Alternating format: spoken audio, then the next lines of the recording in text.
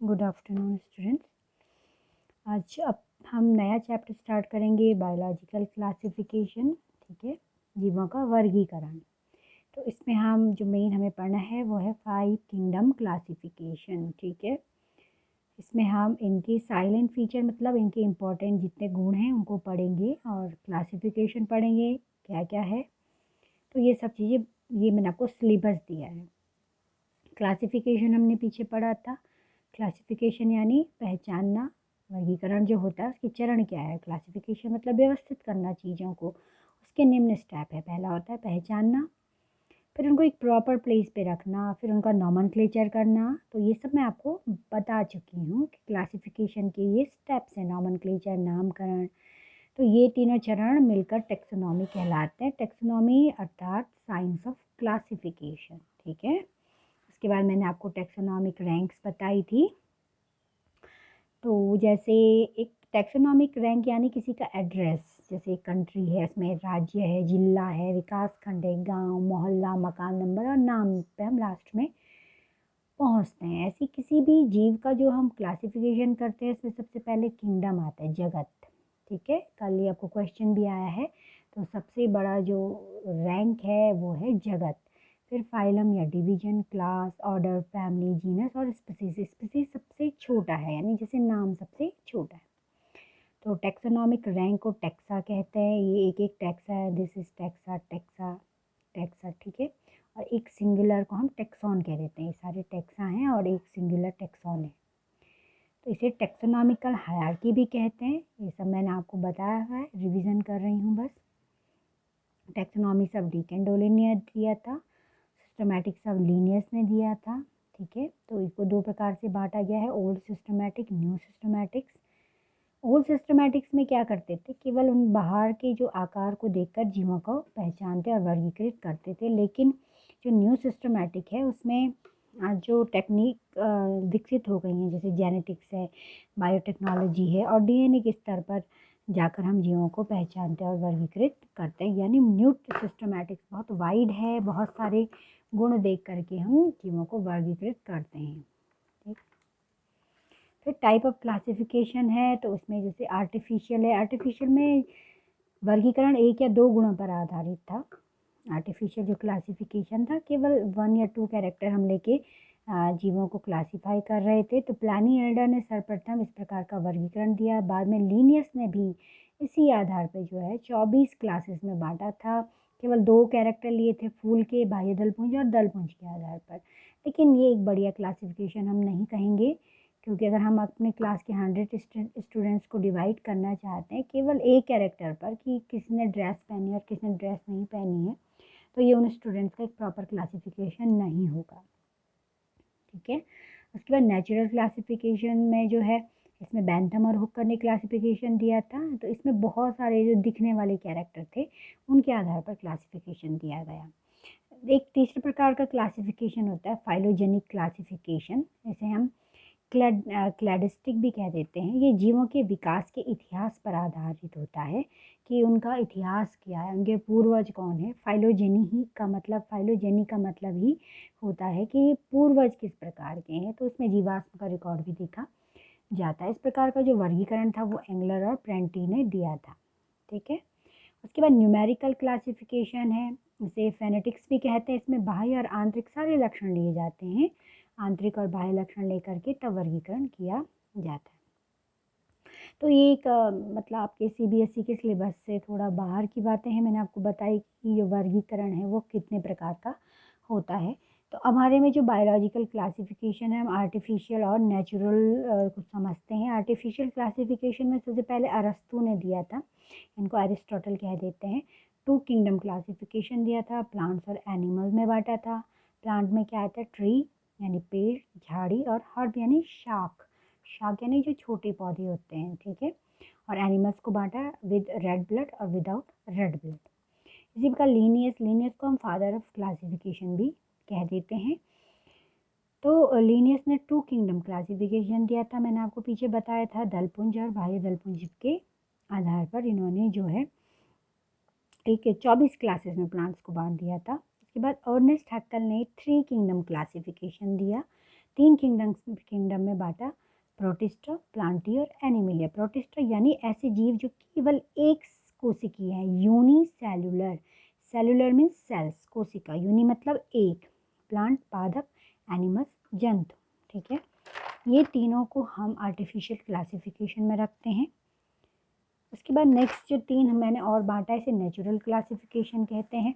इसको सबसे पहले कोपलर ने दिया था। कोपलर ने 4 किंगडम क्लासिफिकेशन दिया। मोनेरा, इन्होंने प्रोटिस्टा के आगे एक और जोड़ दिया, मोनेरा। मोनेरा क्या है? Prokaryotic cells. प्रोकैरियोटिक सेल्स और यूकैरियोटिक सेल्स आपने कक्षा 10 में पढ़ी हैं। प्रोकैरियोटिक सेल वो होती हैं जिनमें एक प्रॉपर सुविकसित केंद्रक नहीं होता है। केंद्रक के अंदर का जो आनुवंशिक पदार्थ होता है वो जीव द्रव्यों में बिखरा होता है। प्रोटिस्टा में यूकैरियोटिक सेल्स आती हैं। यूकैरियोटिक यानी जो प्रॉपर वेल डिफाइंड सेल्स होती हैं। प्लांटी और एनिमलिया। प्लांटी मीन्स पादप, एनिमलिया मीन्स जंतु। उसके बाद विटेकर ने दिया था 5 किंगडम क्लासिफिकेशन। तो इन्होंने मोनेरा, प्रोटिस्टा, प्लांटी और एनिमलिया रखा, लेकिन एक किंगडम और दे दिया, फंजाई। ठीक है, फंजाई जो होते थे सेप्रोफाइट्स, मृतोपजीवी। ठीक है, जैसे फंजाई आपने देखा होगा, आपकी रोटी पे फफूंद लग जाती है या आप मशरूम खाते हो, ये सब फंजाई है, ये मृत चीज़ों पर होते हैं। उसके बाद वूज ने जो है 6 किंगडम क्लासिफिकेशन दिया। उन्होंने इस मोनेरा को, जो ये प्रोकैरियोटिक सेल है, इसको 2 में बांट दिया, आर्कियोबैक्टीरिया और यूबैक्टीरिया। ठीक है, बाकी सेम रहा, प्रोटिस्टा, फंजाई, प्लांटी और एनिमलिया। तो ये नेचुरल क्लासिफिकेशन में आता है। आपके सिलेबस में जो आपको पढ़ना है, आपको विटेकर का 5 किंगडम क्लासिफिकेशन पढ़ना है। तो विटेकर ने जो 5 किंगडम क्लासिफिकेशन दिया वो नेचुरल टाइप क्लासिफिकेशन है, और उसे आर.एच. विटेकर ने 1969 में दिया था।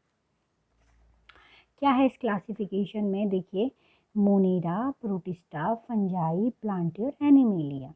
ठीक है, तो जो मोनेरा है, सबसे पहले इसको डिवाइड कैसे करते हैं।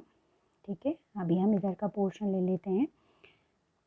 मोनेरा में आप जितने भी प्रोकैरियोटिक जीव हैं, आपके प्रोकैरियोटिक यानी जिनकी कोशिकाएं सुविकसित नहीं है, केंद्रक विकसित नहीं है, जितने भी प्रोकैरियोटिक हैं वो उठा के आप मोनेरा में रख दीजिए। ठीक है, अब इनका डिवीजन कैसे किया गया? आर्कियोबैक्टीरिया, इसमें बैक्टीरिया आते हैं। ठीक है, आर्कियोबैक्टीरिया, यूबैक्टीरिया और माइकोप्लाज्मा, 3 मैंने ये डिवाइड किए हैं। आर्कियोबैक्टीरिया यानी एंशिएंट बैक्टीरिया, जो पुराने प्रकार के जो बैक्टीरिया हैं अभी भी जो जिंदा हैं, जैसे मीथेनोजन। मीथेनोजन ऐसे एनवायरनमेंट में होते हैं जहाँ मीथेन बहुत ज़्यादा होती है। अगला है थर्मो एसिडोफिलस, ये ऐसी जगह पे होते हैं जहाँ बहुत गर्मी होती है, अम्लीय माध्यम होता है। हेलोफिलस ऐसी जगह पे पाए जाते हैं जो बहुत लवणीय है।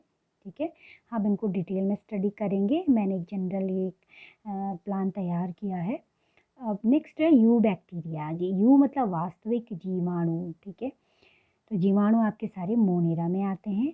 यू बैक्टीरिया में सेल वॉल पेप्टिडोग्लाइकन की बनी होती हैं। आर्कियो बैक्टीरिया में ये पेप्टिडोग्लाइकन की सेल वॉल नहीं होती हैं। यू बैक्टीरिया को फर्दर 2 भागों में बांटा गया है, ऑटोट्रॉफिक और हेट्रोट्रॉफिक। ऑटोट्रॉफिक बैक्टीरिया जो अपना फूड खुद बनाते हैं, जैसे साइनोबैक्टीरिया। साइनोबैक्टीरिया को BGA भी बोल देते हैं, ब्लू ग्रीन एल्गी। ठीक है, अब एल्गी यानी शैवाली, शैवाल नहीं है। देखिए, ये बड़ा अच्छा क्वेश्चन है कि एक ऐसे शैवाल का नाम बताइए जिसे हम शैवाल तो कहते हैं लेकिन वो शैवाल नहीं, जीवाणु है। तो आंसर क्या है आपका? साइनोबैक्टीरिया या ब्लू ग्रीन एल्गी। अगले हैं कीमोसिंथेटिक बैक्टीरिया। कीमोसिंथेटिक बैक्टीरिया वो होते हैं जो केमिकल एनर्जी से फूड बनाते हैं। ऑटोट्रॉफिक वो होते हैं जो सन एनर्जी से अपना बनाते हैं। तो ये अब डिस्कस हम बाद में करेंगे। हेट्रोट्रॉपिक वो होते हैं जो परजीवी जितने भी बैक्टीरिया होते हैं जो रोग आप में करते हैं, टाइफाइड का बैक्टीरिया, टीवी का बैक्टीरिया, ठीक है, हैजा का बैक्टीरिया, ये हेट्रोट्रॉप्स हैं, और भी बहुत सारे हैं। थर्ड है माइकोप्लाज्मा, वेरी इंपॉर्टेंट। ये इसमें सेल वॉल नहीं होती है, सेल वॉल एब्सेंट होती है, और ये सबसे छोटी जो है सेल मानी जाती है। इसका एग्जाम्पल है PPLO, pleuro pneumonia like organism. Next आते हैं प्रोटिस्टा। अब देखिए, यहाँ हमने रखे प्रोकैरियोटिक, अब जितने भी यूकैरियोट हैं उनको हम इधर रख देते हैं। इसके बाद ये जो 4 किंगडम हमारे हैं, प्रोटिस्टा, फंजाई, प्लांटी और एनिमेलिया, इनमें हम सब में यूकैरियोट्स को रख देते हैं। तो प्रोटिस्टा में हम वो यूकैरियोट रखते हैं जो यूनिसेलुलर होते हैं। आप यूनिसेलुलर को, यूकैरियोटिक को उसे उठा के प्रोटिस्टा में रख दीजिए। तो इसमें से हमने कई इसको इसमें बांटा हुआ है। देखिए, ये अलग से बना बाद में, कुछ फंजाई हमने इधर ट्रांसफ़र करे, कुछ प्लांटी हमने यहाँ ट्रांसफ़र करे, ठीक है, और कुछ एनिमल्स हमने इसमें ट्रांसफ़र करे। तो ये एक अलग से कॉर्नर हमने बनाया और इसमें कौन से जीव ट्रांसफ़र करे, कुछ यहाँ से, कुछ यहाँ से और कुछ यहाँ से, ठीक है। तो कौन कौन से हैं, क्राइसोफाइटा है, इसमें हम डायटम्स पढ़ेंगे, डायटम्स जिसके 2 खोल होते हैं, समुद्री जीव है। डाइनोफ्लैजिलेटा है, इसमें 2 फ्लैजिला पाए जाते हैं। यूग्लिनॉइड है, यूग्लिना आपने पढ़ा है, यूग्लिना में पादप और जंतु दोनों के लक्षण पाए जाते हैं। स्लाइम मोल्ड्स होते हैं, स्लाइम मोल्ड्स फंजाई में रखा था पहले, फिर उसे यहाँ ट्रांसफ़र किया गया। ये मृतोपजीवी होते हैं, मृतोपजीवी मतलब मृत वस्तुओं पर उगने वाले। नेक्स्ट है प्रोटोजोआ। प्रोटोजोआ पहले एनिमल्स में थे, यहाँ से उठा के यहाँ रखा। इसके उदाहरण है अमीबा, पैरामीशियम और प्लाज्मोडियम। प्लाज्मोडियम से मलेरिया होता है, मलेरिया का ये जो है फैलाने वाला प्रोटिस्टा है। नेक्स्ट है फंजाई। अब फंजाई, प्लांटी और एनिमलिया, देखिए तीनों यूकैरियोटिक मल्टी सेलुलर हैं, बहुकोशिकीय हैं। ये यूनिसेलुलर था, ये मल्टी सेलुलर, यानी ऐसे जीव जो बहुत ज़्यादा जिनमें कोशिकाएं होती हैं। तो पादप क्या होते हैं, यूकैरियोटिक मल्टी सेलुलर। ये ऑटोट्रॉप्स हैं, ठीक है। और ये फंजाई हेटेरोट्रॉप्स हैं। हेटेरोट्रॉप्स मतलब विषमपोषी, ये अपना भोजन खुद नहीं बनाती है, ये अपना भोजन दूसरे किसी चीज़ से लेती है। और किस तरीके से लेती है, मैंने नेचर लिखा एब्जॉर्प्टिव। एब्जॉर्प्टिव मतलब अवशोषण करके लेती है, ठीक है। इसमें जो सेल वॉल होती है काइटिन की बनी होती हैं। इसके जो ग्रुप हैं वह है फाइकोमाइसिटीज़, एस्कोमाइसिटीज़, बेसिडियोमाइसिटीज़ और ड्यूटेरोमाइसिटीज़, आपके एनसीईआरटी के अकॉर्डिंग, ठीक। ये इसके स्पेशल कैरेक्टरिस्टिक फीचर है। उसके बाद प्लांटी है। प्लांटी में ये ऑटोट्रॉप्स होते हैं। प्लांट सारे आप जानते हो स्वपोषी होते हैं, प्रकाश संश्लेषण करते हैं। इनकी सेल वॉल सेलुलोज की बनी होती हैं। इसमें आपको क्या क्या पढ़ना है, एल्गी, ब्रायोफाइटा, टेरिडोफाइटा, जिम्नोस्पर्म और एंजियोस्पर्म। एनिमलिया की बात करें तो ये यूकैरियोटिक होते हैं, मल्टी सेलुलर होते हैं, हेटेरोट्रॉप्स हैं। हम क्या हैं, हेटेरोट्रॉप्स हैं, हम खुद नहीं बनाते अपना फूड। और हमें फूड लेने का मोड क्या है, इंजेस्टिव। इंजेस्टिव यानी हम मुंह से खाना लेते हैं। जैसे यहाँ क्या था, एब्जॉर्प्टिव, ये मुंह से खाना नहीं लेते, सोखते हैं, अवशोषित करते हैं चीज़ों को। एनिमल में सेल वॉल्स नहीं होती हैं। एक्टिव लोकोमोशन होता है, यानी गतिमान होते हैं। लोकोमोशन मतलब गतिमान होते हैं।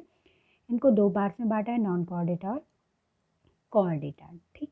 तो ये एक विटेकर का 5 किंगडम क्लासिफिकेशन है। अब हम इनको डिस्कस करेंगे। सबसे पहले हम मोनेरा डिस्कस करेंगे। तो आज आप इसको एक पूरा चार्ट अपने माइंड में तैयार कर लीजिएगा कि प्रोटिस्टा में क्या आते हैं। प्रोटिस्टा में प्रोकैरियोट नहीं आते हैं, यूकैरियोटिक यूनिसेलुलर आते हैं। तो आपको पता होना चाहिए प्रोकैरियोटिक क्या है, यूकैरियोटिक क्या है, यूनिसेलुलर क्या है और मल्टीसेलुलर क्या है। आज मैं इतना ही बताऊंगी, इससे आगे हम कल बात करेंगे। Thank you.